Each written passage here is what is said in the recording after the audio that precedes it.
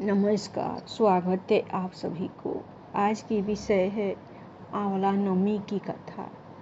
एक कथा के अनुसार एक बार जगतगुरु आदि शंकराचार्य भिक्षा मांगने एक कुटिया के सामने रुके। वहाँ एक बूढ़ी औरत रहती थी जो अत्यंत गरीबी और दयनीय स्थिति में थी।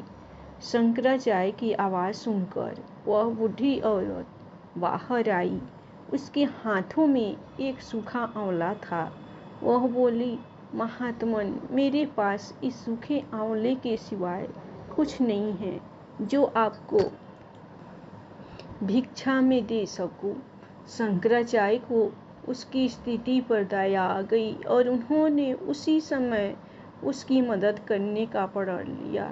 उन्होंने अपनी आंखें बंद की और मंत्र रूपी 12 श्लोक बोले। ये 12 श्लोक कनकधारा अत्तो के श्लोक थे। माँ लक्ष्मी ने दिव्य दर्शन दिए। इससे प्रसन्न होकर माँ लक्ष्मी ने उन्हें दिव्य दर्शन दिए और कहा कि शंकराचार्य, इस औरत ने अपने पूर्व जन्म में कोई भी वस्तु दान नहीं की। यह अत्यंत कंजूस थी और मजबूरीवश कभी किसी को कुछ देना ही पड़ जाए तो यह बुरे मन से दान करती थी। इसीलिए इस जन्म में इसकी यह हालत हुई है। यह अपने कर्मों का फल भोग रही है, इसलिए मैं इसकी कोई सहायता नहीं कर सकती।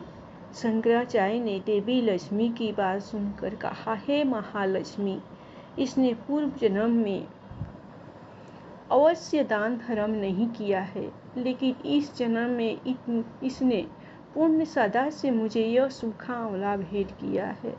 इसके घर में कुछ नहीं होते हुए भी इसने यह मुझे सौंप दिया। इस समय इसके पास यही सबसे बड़ी पूंजी है।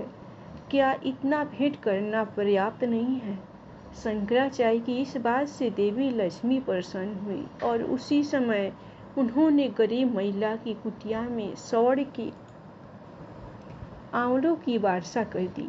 काशी नगर में एक निसंतान धर्मात्मा वैश्य रहता था। एक दिन वैश्य की पत्नी से एक पड़ोसन बोली, यदि तुम किसी पराये लड़की की बलि भैरव के नाम से चढ़ा दो तो तुम्हें पुत्र प्राप्त होगा। यह बात जब वैश्य को पता चली तो उसने अस्वीकार कर दिया, परंतु उसकी पत्नी मौके की तलाश में लगी रही। एक दिन एक कन्या को उसने कुएं में गिराकर भैरव देवता के नाम पर बलि दे दी। इस हत्या का परिणाम विपरीत हुआ। लाह की जगह उसके पूरे बदन में कोढ़ हो गया तथा लड़की की प्रेत आत्मा उसे सताने लगी। वैश्य के पूछने पर उसकी पत्नी ने सारी बात बता दी। इस पर वैश्य कहने लगा, गौवध, ब्राह्मण वध तथा बाल वध करने वाले के लिए इस संसार में कहीं जगह नहीं है। इसलिए तू गंगा तट पर जाकर भगवान का भजन कर तथा गंगा में स्नान कर, तभी तू इस कष्ट से छुटकारा पा सकती है। वैश्य की पत्नी पश्चाताप करने लगी और रोग मुक्त होने के लिए माँ गंगा की शरण में गई।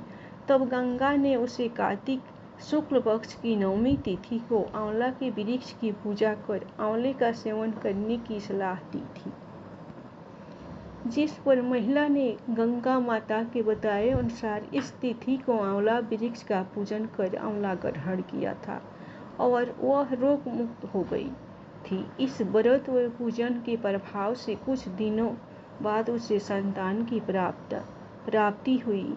तभी से हिंदुओं में इस व्रत को करने का प्रचलन बढ़ा।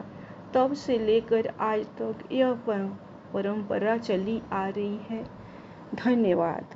आप लोग को आंवला नवमी की कथा पसंद आई होगी तो आप लोग दिल खोलकर भगवान विष्णु तथा लक्ष्मी जी के नाम पर लाइक सब्सक्राइब जरूर कीजिए। जय माँ लक्ष्मी, जय माँ दुर्गा।